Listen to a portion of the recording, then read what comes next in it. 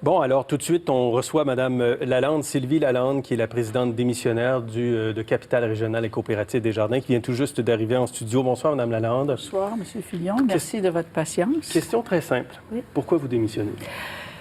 Parce que c'est très difficile de poursuivre en diffamation un ministre qui active les leviers financiers de l'institution pour laquelle vous présidez le conseil d'administration.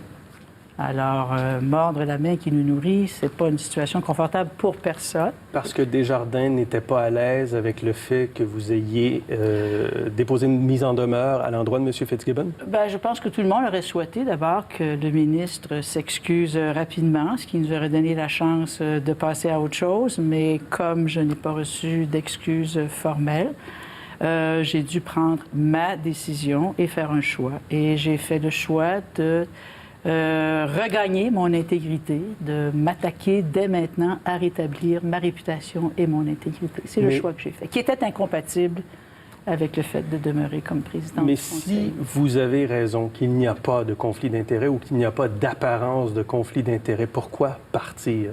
Parce que M. Legault a fait des menaces à peine voilées à l'effet qu'il pourrait modifier les avantages dont pourrait bénéficier Capital Régional Desjardins.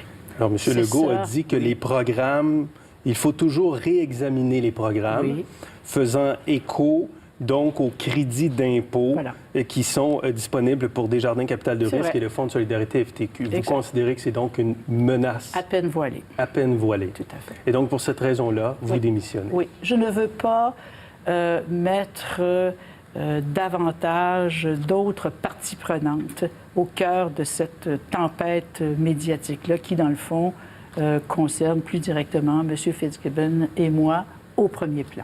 Au deuxième plan, bien sûr, il y a d'autres victimes collatérales, mais je ne suis pas ici ce soir pour en parler. Comme présidente du Conseil de Capital Régional Desjardins, est-ce que vous reconnaissez qu'il peut y avoir apparence de conflit d'intérêts, puisque vous êtes associé à Québecor au conseil d'administration, vous êtes présidente du groupe TVA sur le conseil d'administration. Québecor s'intéresse à Capital Média. Desjardins n'a pas voulu finalement investir dans Capital Média jusqu'à maintenant, du moins. Est-ce que vous reconnaissez qu'il y a apparence de conflit d'intérêts? Non, et je vais vous expliquer pourquoi. Capital Régional Desjardins reçoit entre 700 et 800 dossiers, demandes de financement par année. Aucun des administrateurs n'est automatiquement en apparence de conflit d'intérêts sur la base qu'une demande a été présentée aux équipes de direction. Il y a ce qu'on appelle des seuils de matérialité.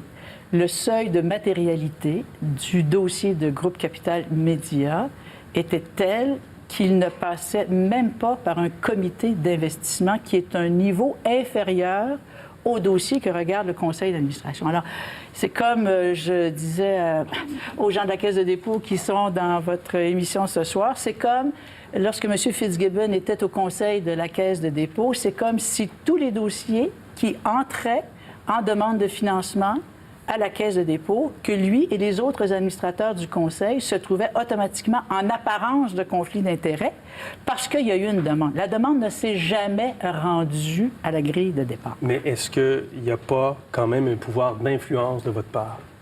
Même si vous n'étudiez pas le dossier, vous êtes là, vous êtes chez Capital Régional Desjardins, est-ce qu'il n'y a pas apparence? Ça fait 17 ans que je siège sur des conseils d'administration. Jamais, en aucun cas, je ne me serais mise dans une situation qui, de près ou de loin, me serait mis en apparence de conflit d'intérêts. Donc, vous allez poursuivre M. Fitzgibbon? Je vais poursuivre M. Fitzgibbon. Qui va payer vos frais d'avocat? Moi-même, personnellement. Pourquoi vous remerciez Pierre-Carl Péladeau dans votre lettre? Parce qu'il a été... parce que d'abord, il me connaît. Ce n'est pas quelqu'un qui ne me connaît pas. C'est quelqu'un avec qui je travaille depuis de nombreuses années et c'est quelqu'un qui a été témoin de mon intégrité. Et je le remercie encore de s'être porté à la défense d'une personne qu'il connaît et, je dirais, il est capable de témoigner de mon intégrité. M. Fitzgibbon vient de réagir. J'espère. Je vous lis sa déclaration de M. Fitzgibbon. À chaud, oui. Je viens d'apprendre que Mme Lalande a démissionné du CA de Capital Régional Coopérative Desjardins. Je veux préciser que ni le premier ministre ni moi n'avons suggéré de retirer les crédits d'impôt au fonds fiscalisé. Au contraire, je suis présentement en discussion avec Luc Ménard. Luc Ménard qui est... Le président et chef de la direction de Desjardins Capital, qui est le gestionnaire des actifs de Desjardins Capital. Alors, M. Fitzgibbon dit, je suis en discussion avec Luc Ménard sur les façons de développer la collaboration entre Capital Régional Coopérative Desjardins et le gouvernement pour appuyer le développement de nos régions. Je suis désolé que l'impact de mes questions légitimes sur l'apparence de conflit d'intérêt de Mme Lalande ait pu lui porter offense. Ce n'était pas mon intention. Est-ce que vous n'auriez pas pu régler ça autrement? C'est sûr. Oui, moi, j'aurais aimé ça que 24 heures après que le ministre Fitzgibbon s'excuse. Et il a semé le doute dans l'esprit de tous les citoyens à l'effet que j'étais en conflit d'intérêts en invitant les journalistes à aller regarder qui était au conseil de CRCD, insinuant par là que j'étais intervenu ou j'avais créé de l'interférence dans le dossier. Moi, c'est ça que j'aurais souhaité. Je comprends. Donc, ça passait et ça passe toujours par des excuses. Ça passe et ça va toujours passer par des excuses, de sorte que moi, je puisse, à partir de maintenant, rétablir ma réputation.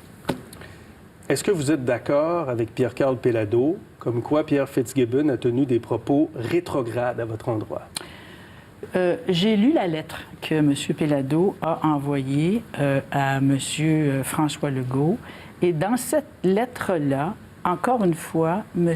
Péladeau a pris le temps de témoigner de son indignation parce qu'on s'attaquait à mon intégrité personnelle. C'est ce que sa lettre disait. Mais sur Twitter, il a parlé de propos rétrogrades. Oui, peut-être. Ça compte aussi Twitter. Oui, bien sûr, je suis d'accord avec vous. Est-ce que vous êtes d'accord avec lui? À l'effet que? À l'effet que M. Fitzgibbon a tenu des propos rétrogrades à votre endroit. J'aurais préféré que M. Fitzgibbon vérifie les faits avant d'insinuer que j'avais créé de l'interférence. Ça, c'est mon souhait à moi. Merci beaucoup, Mme Lalande. C'est un plaisir. Merci d'avoir été avec nous ce soir. Merci.